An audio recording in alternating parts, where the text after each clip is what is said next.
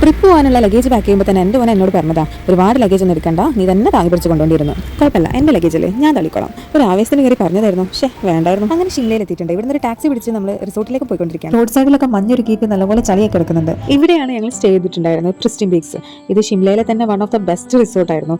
ഇതായിരുന്നു ഞങ്ങളുടെ റൂം.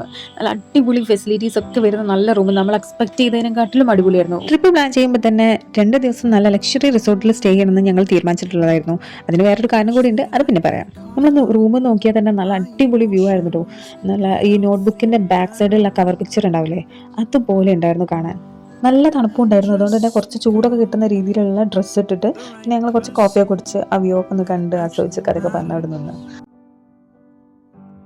ഇത് കണ്ടിട്ട് നിങ്ങൾക്ക് എന്തെങ്കിലും തോന്നുന്നുണ്ടോ? എനിക്ക് തോന്നുന്നത് എന്താ അറിയോ, ഡിസ്നി മൂവീസിലൊക്കെ കാണുന്ന ആ ഒരു പാലസ് അല്ലേ, ആ ഗോപുരം പോലുള്ള അങ്ങനെയൊക്കെയാണ് തോന്നുന്നത്. ഇതാണ് ഇവിടുത്തെ റെസ്റ്റോറൻറ്റ്.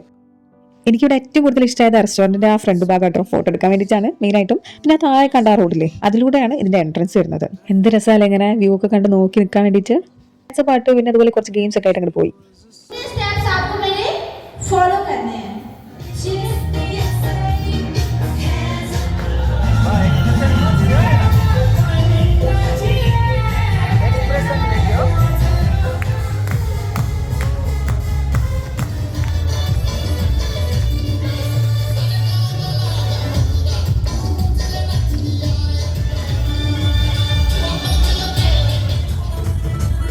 പ്രോഗ്രാംസ് ഒക്കെ കഴിഞ്ഞ് നമ്മൾ റൂമിലേക്ക് പോവാണ്.